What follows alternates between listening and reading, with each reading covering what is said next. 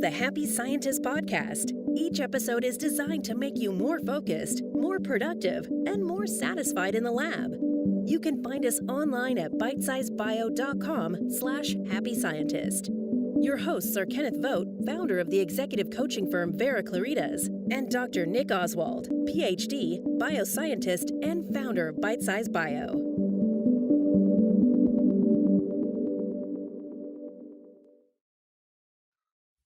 Hello and welcome to the Happy Scientist podcast from Bitesize Bio. If you want to become a happier, healthier, and more productive scientist, you are in the right place. I'm Nick Oswald, the founder of bitesizebio.com, and with me is the driving force of this podcast, Kenneth Vogt, my friend, mentor, and founder of the coaching company Vera Claritas. Today's episode is on a topic that's a personal favorite of mine. It's called How to Manage Your Boss. So Ken, how do we manage our boss? Well, I love that. It's one of your personal favorites because Nick is a boss, and here he's telling us he likes to be managed.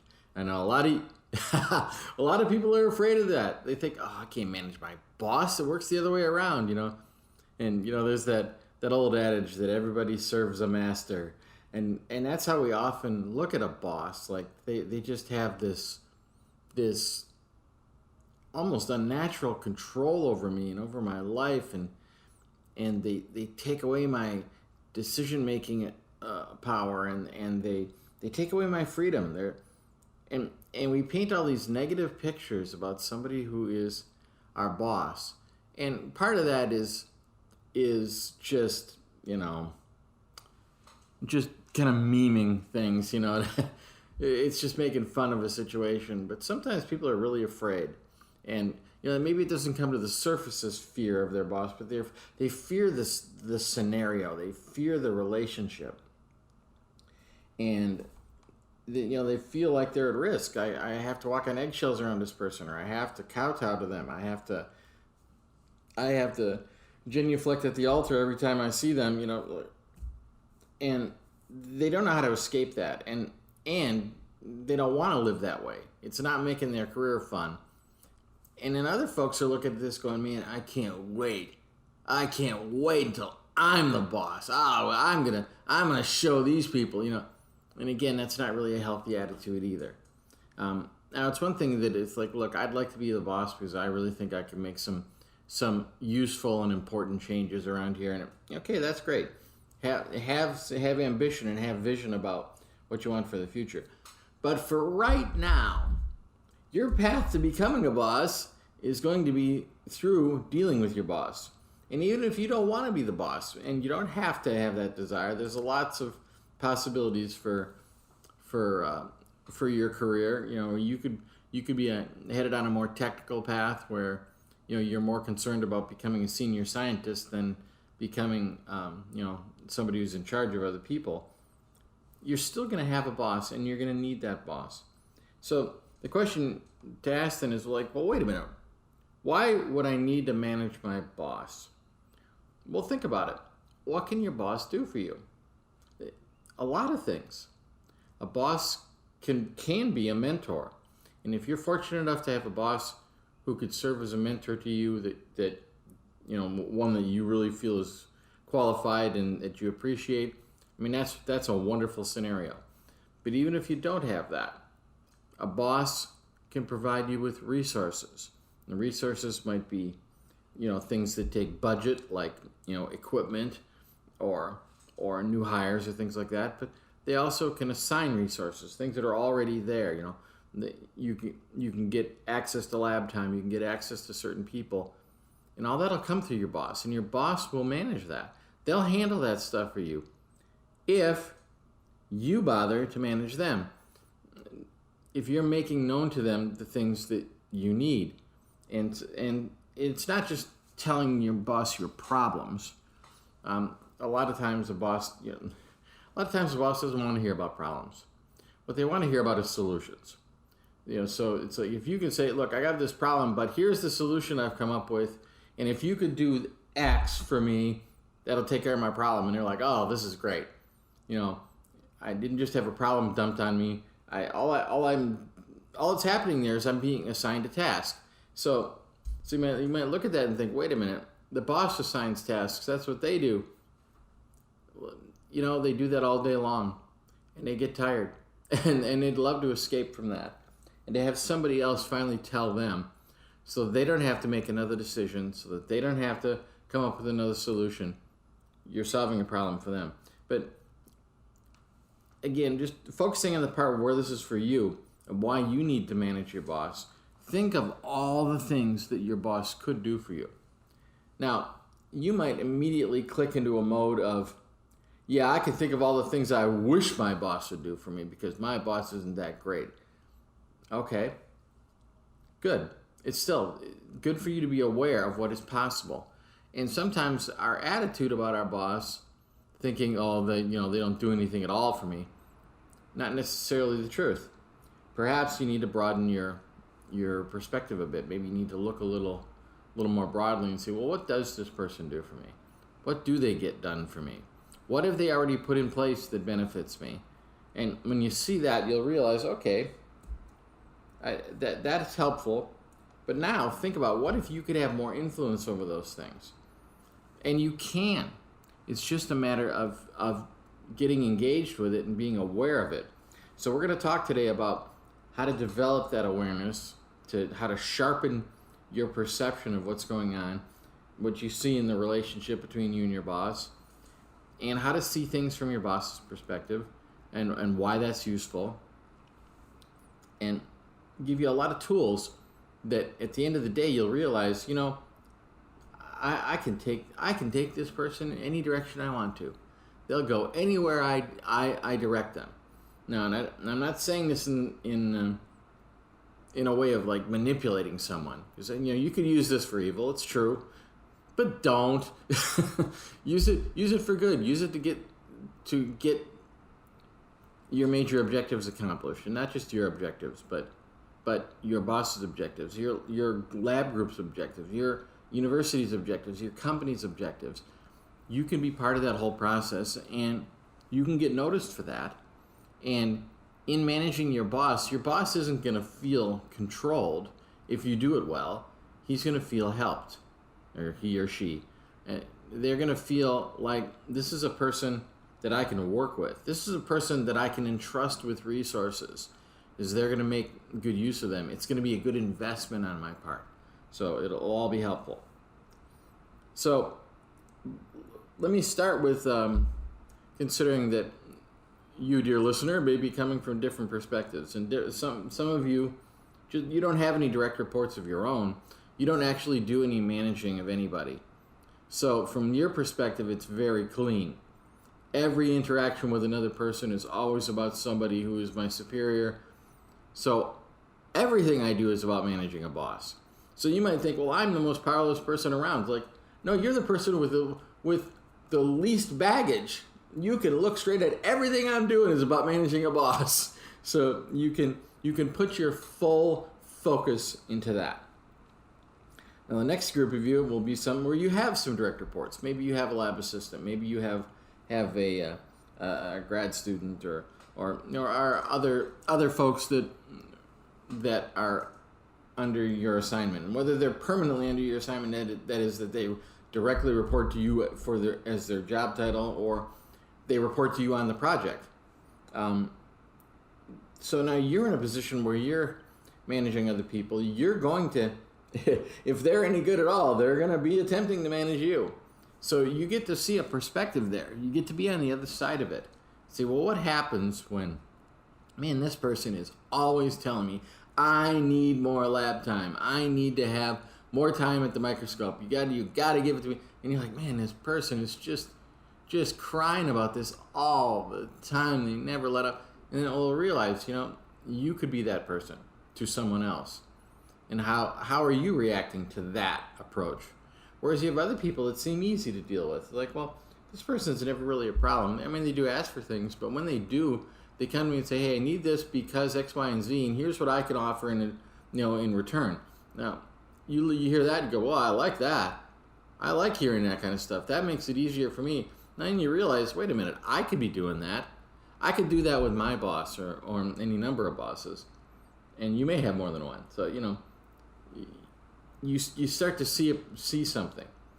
The third person is maybe you are the boss. You are Nick Oswald. Nick Oswald started the Bitesize Bio, and he runs Bitesize Bio, and the buck stops here. And he's like, well, I don't know. I thought it was funny when Nick said, I like this episode, how to manage your boss. And I thought, yeah, but you're not going to hear how to manage your boss. You're going to hear how to be managed, which might sound interesting to you, Nick. But you might think, well, but I don't have a boss to manage. But you know what, Nick? You do have a boss to manage. We all answer to somebody.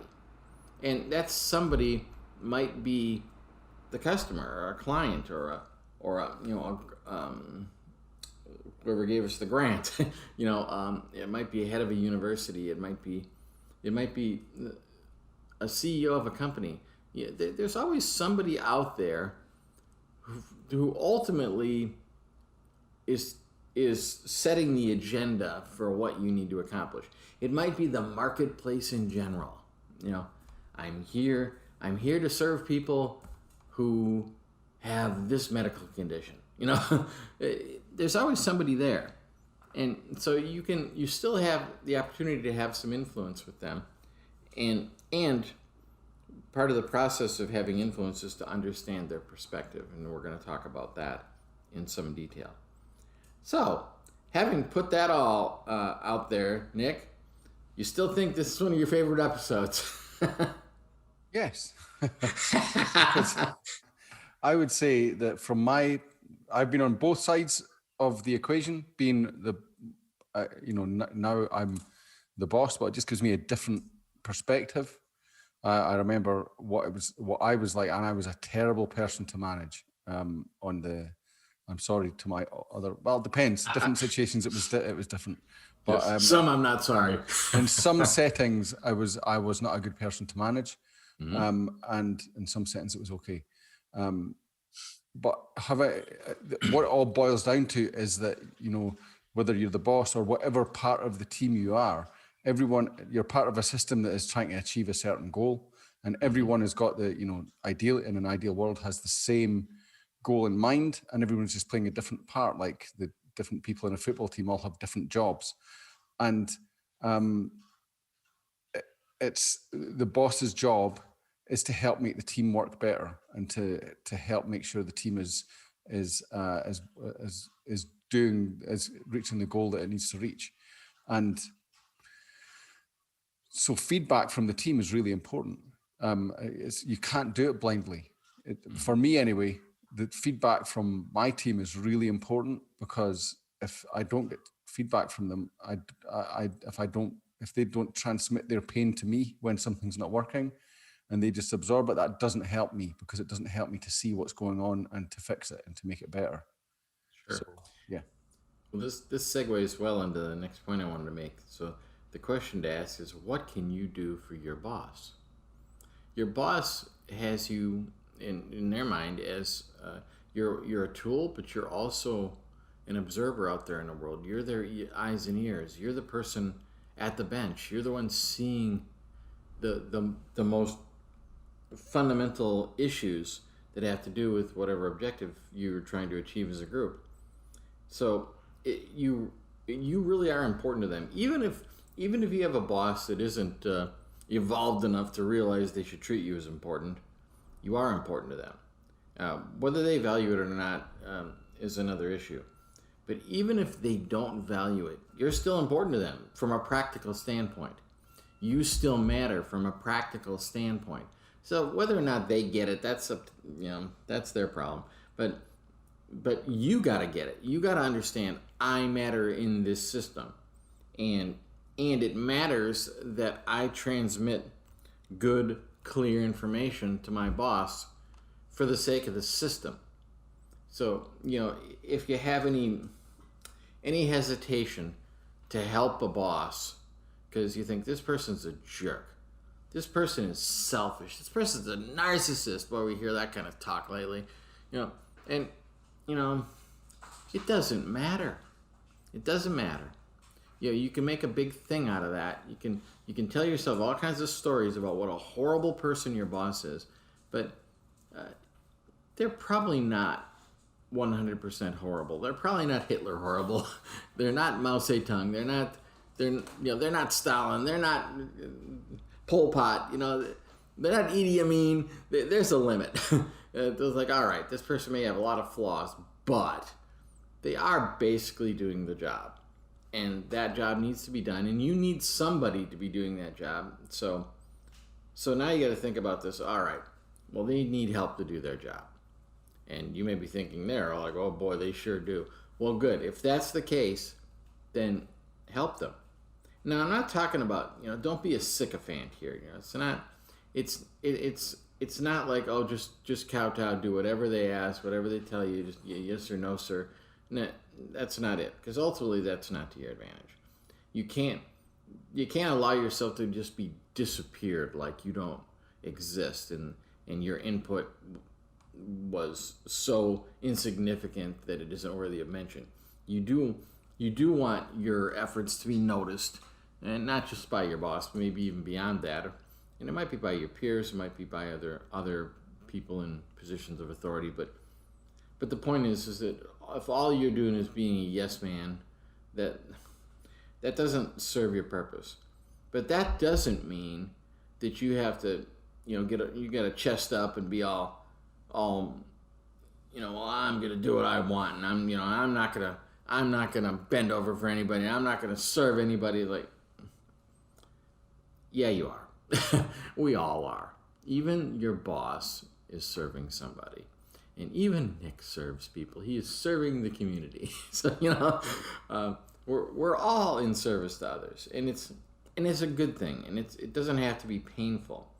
So, don't confuse these, folks that are just being bootlickers. It doesn't work. It doesn't actually move the group forward, and it certainly doesn't move you forward. Okay, but putting all that part aside, you realize, okay, what could I do for my boss? Well, you could be a team player. You could look at teamwork and process it that through the lens of, how can I be a team player? How can I make the teamwork start with me? What can I do to be an example in my group to take things forward? So now that might look indirect, but if you show yourself to be a good team player on display in front of others, you're already helping your boss. And they're going to, even if they don't notice you personally, they're going to notice that impact. And they're going to care about that impact because it's good for them. So even if you think this person is just totally wrapped up in themselves and they're not going to even care about me, they may, even if they don't care about you, they will care about the results you're getting.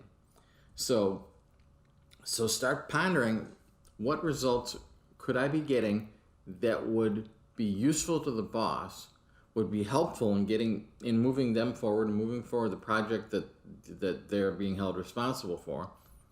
And ultimately that's going to help you. And the thing is, if your boss is noticing, especially if they're self-absorbed, well, then it's probably pretty obvious, and other people are going to notice too. So you're not doing this only for your boss. It's good for you too. And you gotta get clear in your head, if you have a boss that you really think is not a good boss, that maybe you feel you shouldn't even have the position, or maybe you feel there are better choices for it, but it's what is right now. And you might think, well, I don't want to help this person because if I help them, they'll tend to succeed. And if they tend to succeed, they're going to keep this job. Well, you can't think that way. You can't be thinking, I don't want to help somebody who isn't perfect at their job, because the job still needs to be done. And you still have your broader objectives. And who knows but that your being a good subordinate may help them become a better boss. So you may actually solve your problem that way. Maybe the solution isn't to get rid of them, but to help them get better at it. And you'd be amazed how often you can take a situation where you think, this is unsavable, this person, it cannot be fixed.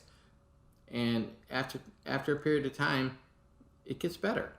And they get better. And you get more easy with the situation. And so, it comes down to this.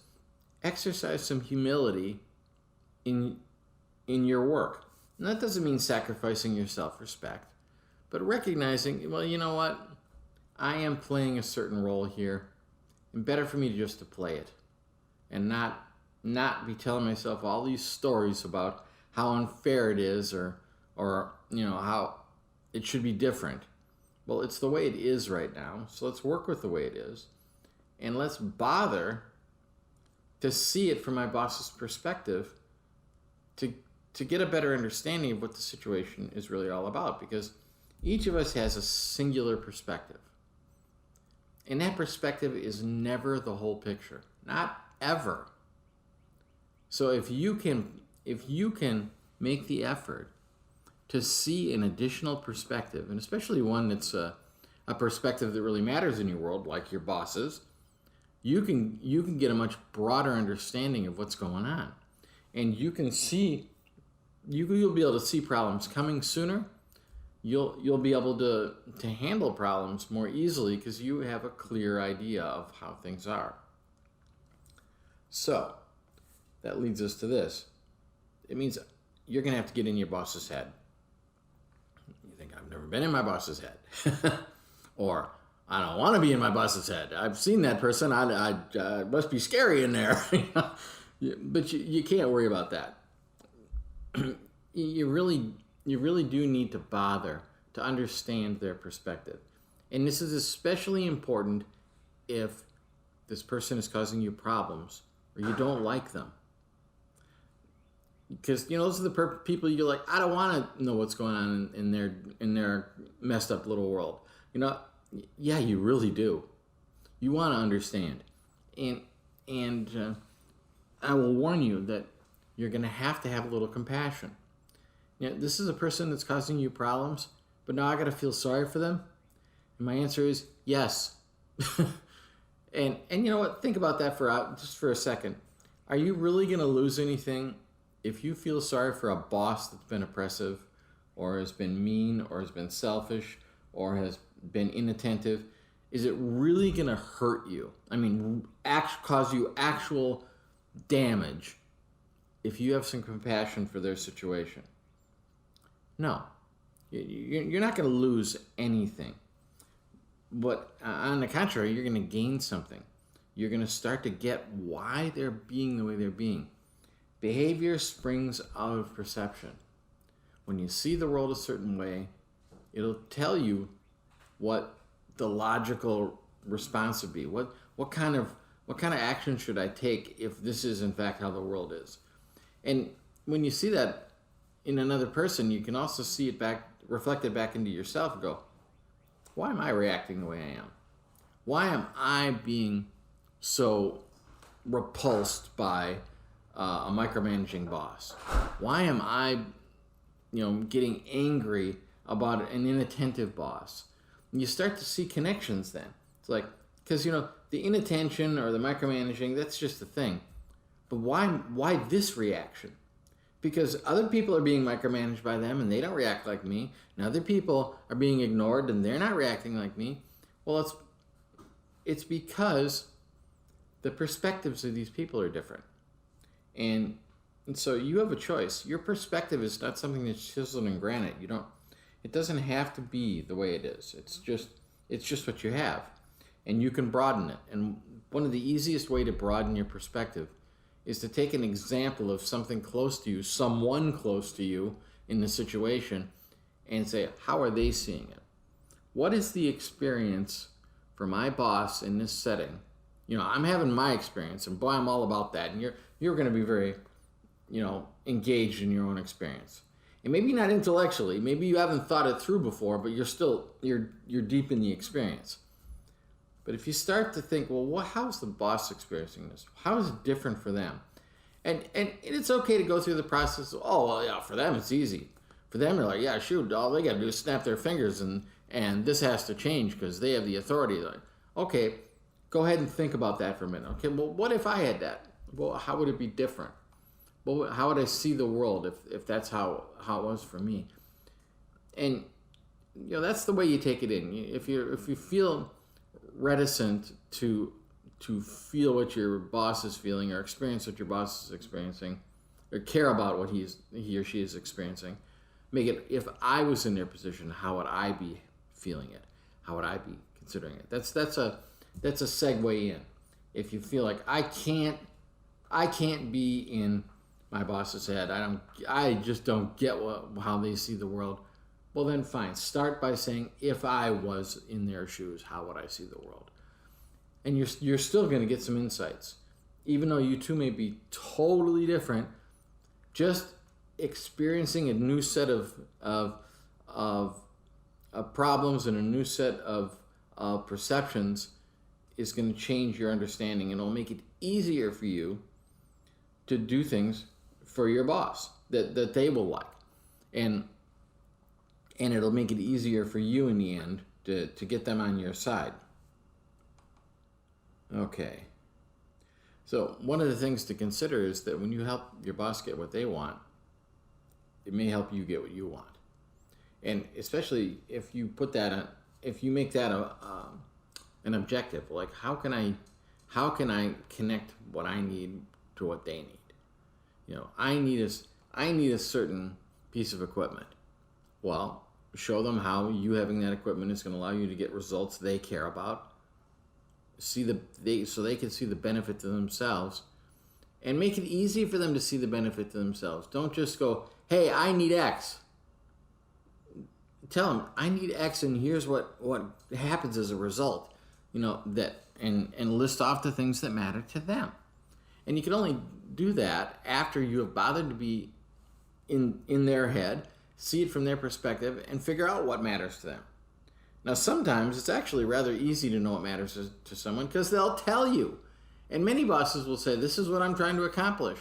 And we aren't listening, because we're all caught up in what we care about and what our objectives are and what's going to make my job easier and all that. You have to bother to consider someone else's perspective. And and at first blush, that may feel like that's just an extra thing I have to do now. I never thought I had to do that. Now I'm stuck with having to understand how other people think. Well, welcome to real life, and welcome to a career.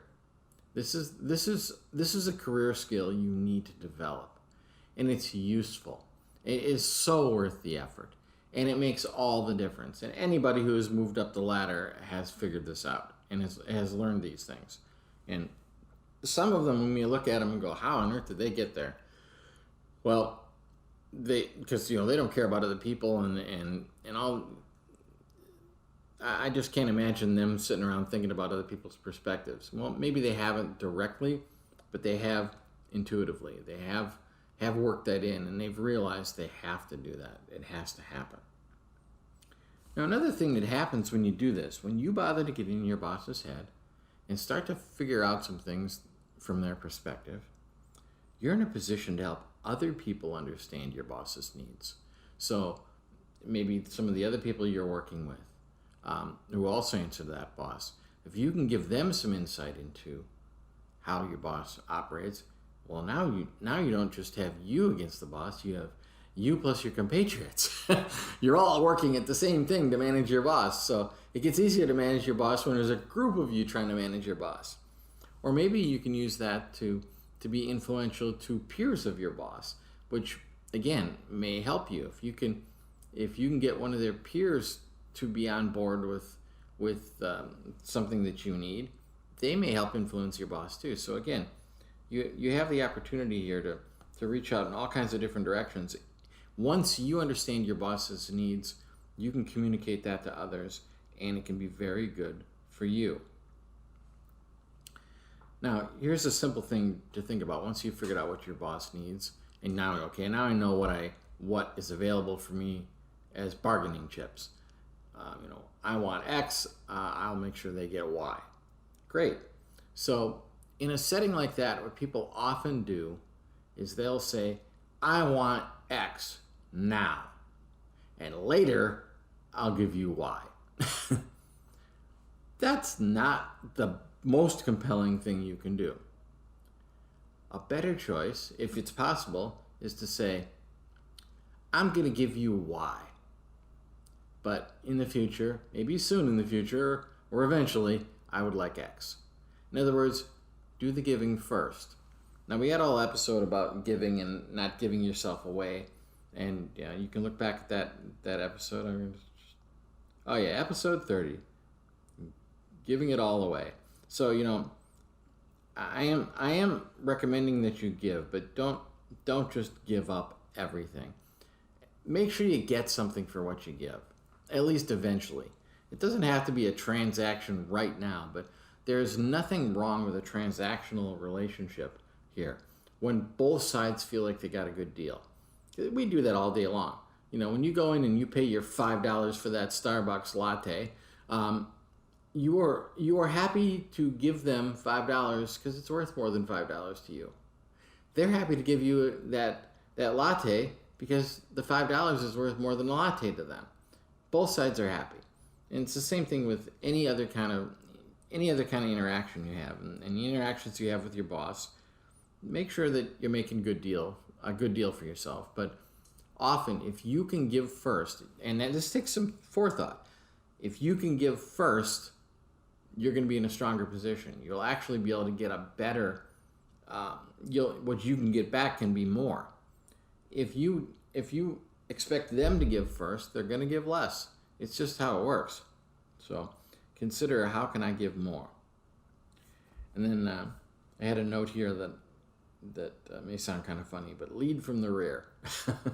That is, you don't have to take charge of everything, but you can, by example, kind of push things along rather than pulling. The boss's job is to pull. They're to pull everybody in a direction and pull everybody together. But if you're not that boss, fine, then you push. So you get behind and push things in the directions you'd like to see them go. And that pushing is going to be so much more effective if you've bothered to notice what matters to other people, and especially to your boss. So, one of the things that's helpful to get in your boss's head, you will find in episodes 4, 5, and 6. It's one of those. These are part of those foundational episodes we did. And those are the 3 episodes on recognizing the core mindsets that control your world. And I really recommend that you look back at those and listen to those episodes, because you will get some insights into how people in groups see the world differently. And you're going to recognize your boss fits into one of those groups. And they might fit into a different group than you're in. So it may not be your natural leaning to understand that group, but I'm sure you can understand that group. And if you listen to those episodes, you will. And if you can see it, then they're like, wait a minute. They don't see the world this way like I do. They see the world that way. Well, if they see the world that way, how would they experience this? And you will get all these ideas. It'll all come clear to you. You'll ding, ding, ding. Aha, this is why they are the way they are. And this is why they do what they do or say what they say, or why they're resistant to this and why they're open to that. And that'll really help you. The second thing to consider is what you find in episodes 7, 8, and 9. Giving you homework to do here. Look back at those. This is about how to discover and wield your charisma factors. See, you can move your boss by wielding charisma. Charisma works on everybody, including bosses. And you might look at this and go, well, I don't feel like I'm a very charismatic person. Well, I promise you, you do have some charisma. You just may not be aware of it. And again, you may not know where to look.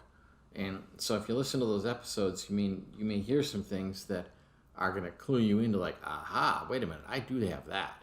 And I can use that. And if you use your charisma, you use charisma so as to get other people to help you. There's nobody in your world that more directly will impact your work than your boss. They can provide you with a lot of help. So don't be afraid to use charisma. And I say use, not misuse. I'm not talking about manipulation here. I'm talking about how to properly interact with your boss in such a way that they're more likely to do what you want, to give you what you need.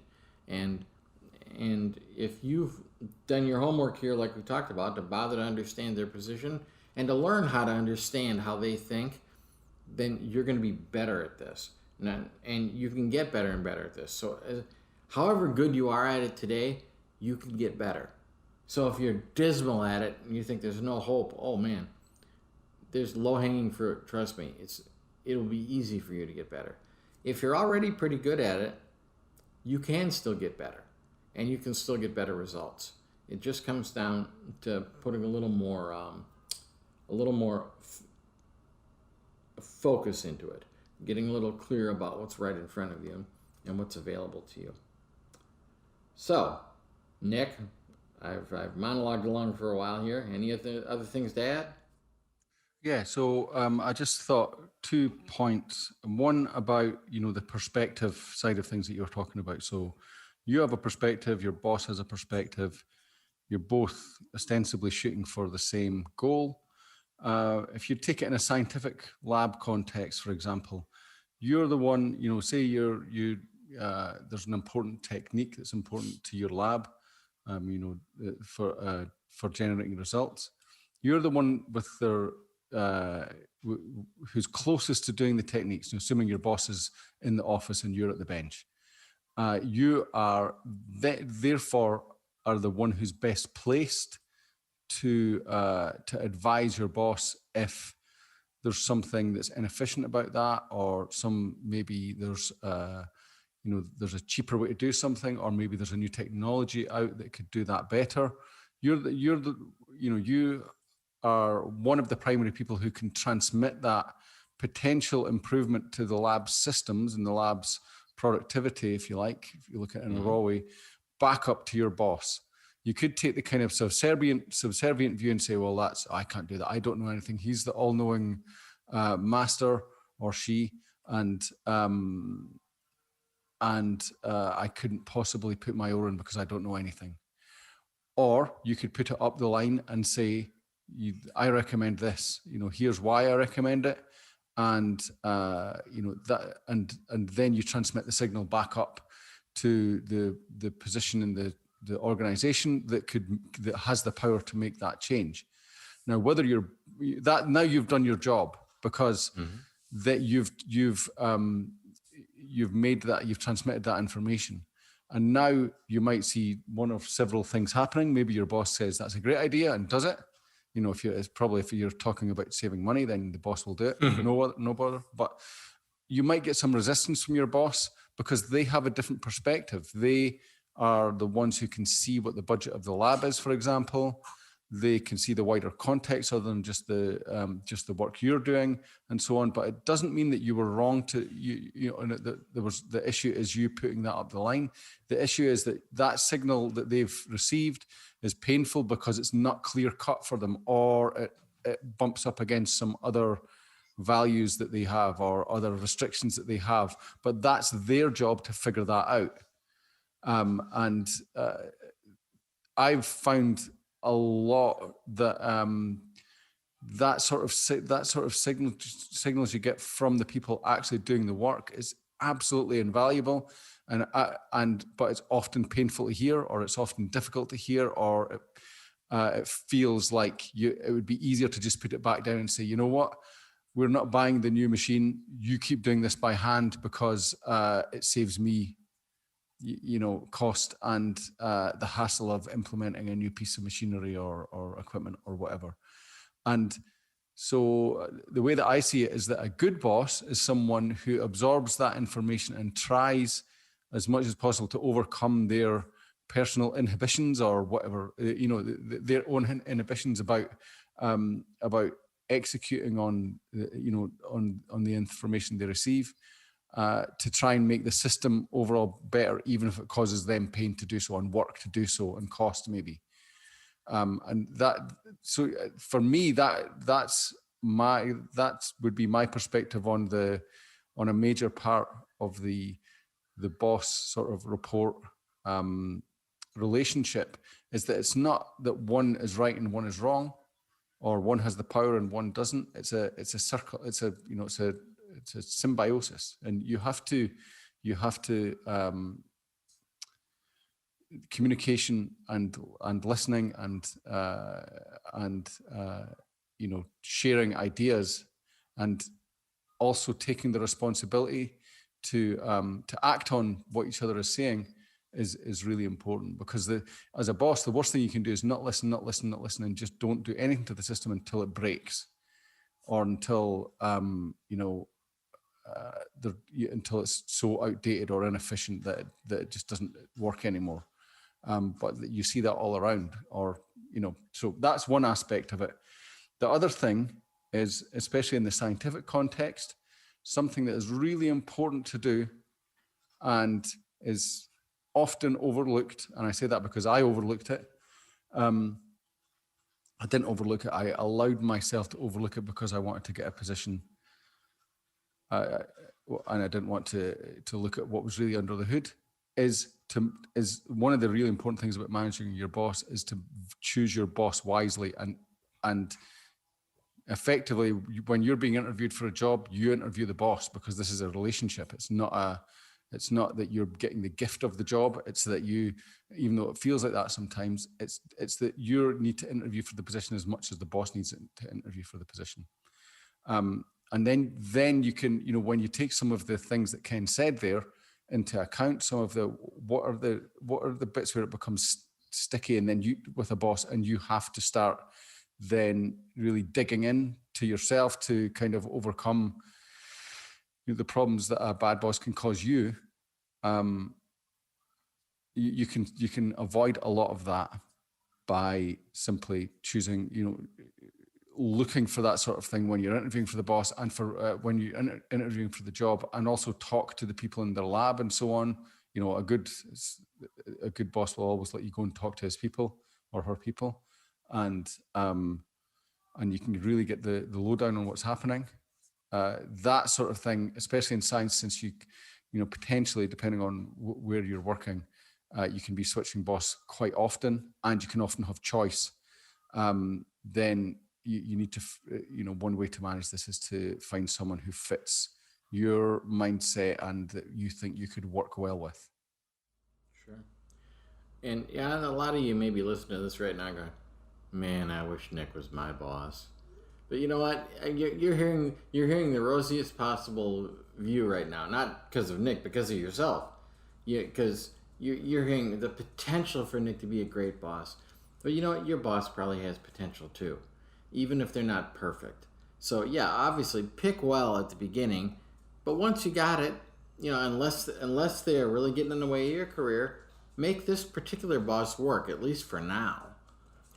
And if they're really a problem, well, do a better job interviewing for the next boss. But you can help too. Just saying on that, Ken, is that I have, in my personal opinion, in some ways I'm a good boss, in some ways I'm a bad boss, and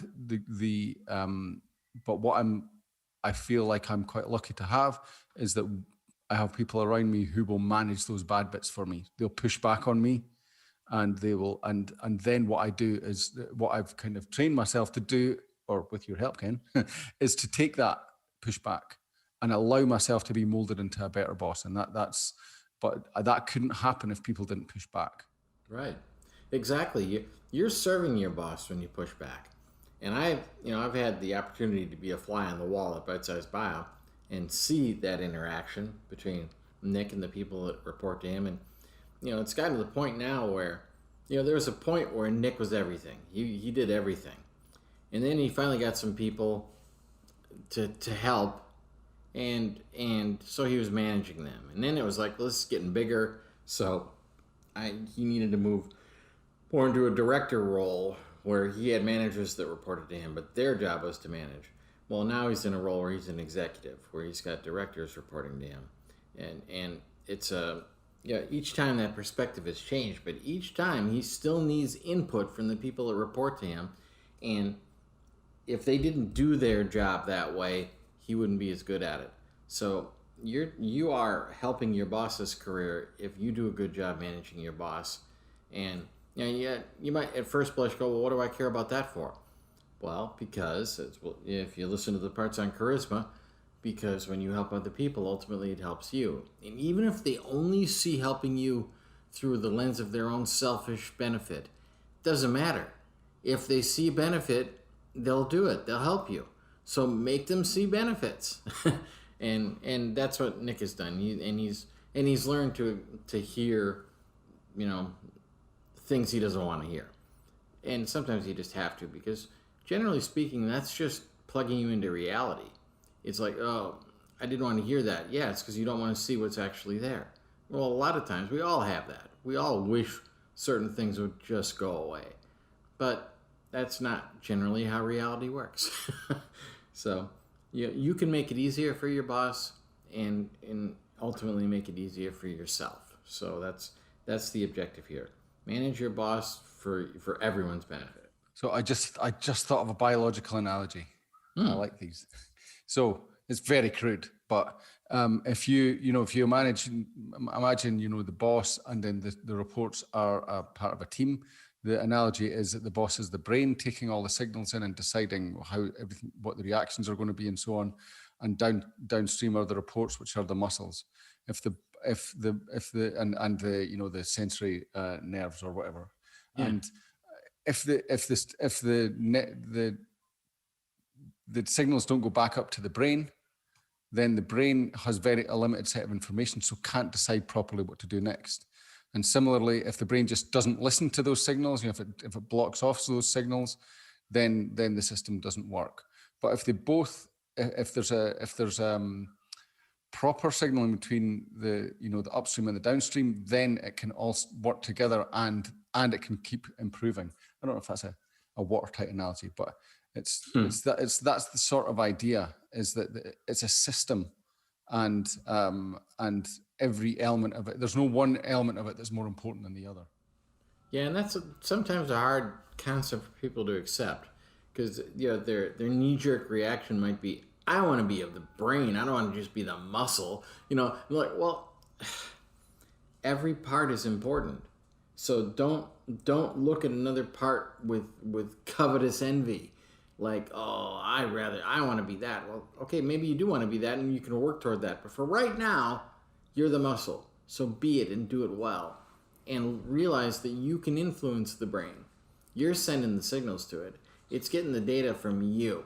So you can control, to a certain extent, what kind of, no, not control is not the right word, but you can influence to a certain extent how they're going to react.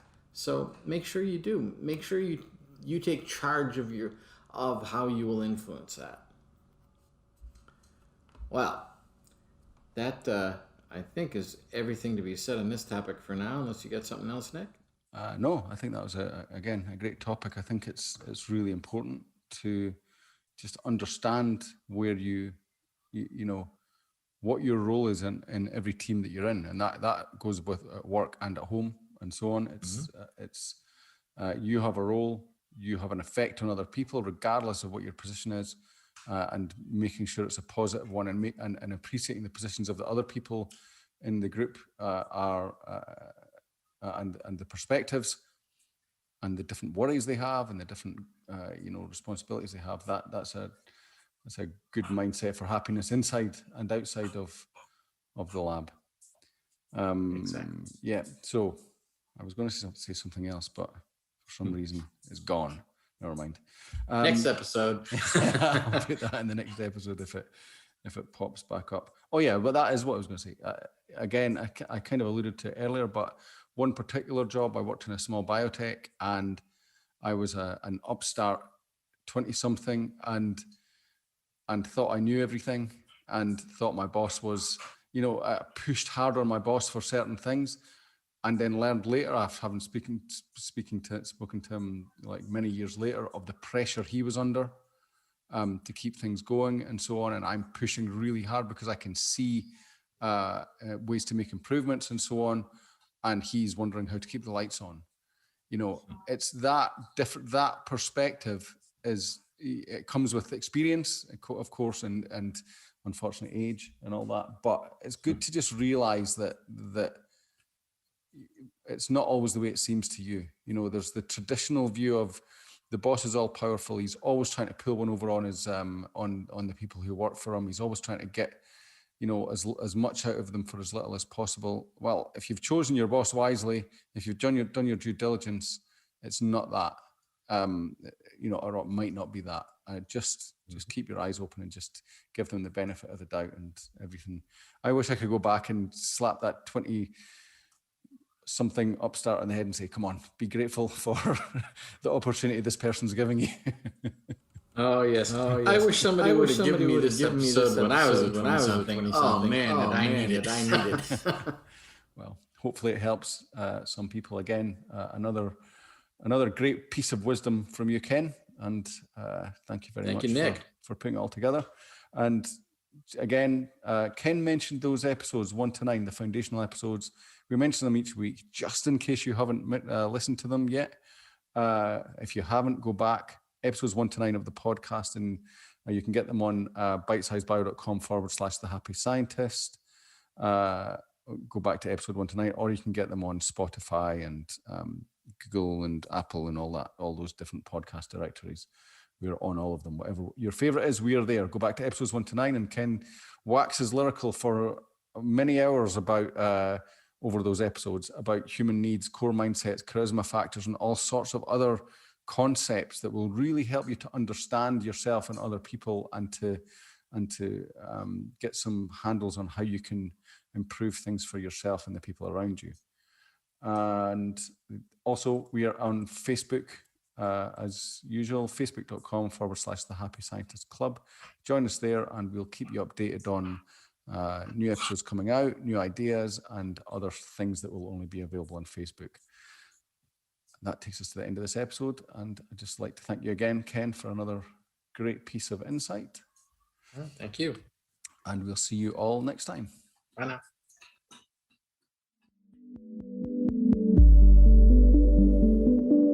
The Happy Scientist is brought to you by Bitesize Bio, your mentor in the lab. Bitesize Bio features thousands of articles and webinars contributed by hundreds of PhD scientists and scientific companies who freely offer their hard-won wisdom and solutions to the Bitesize Bio community.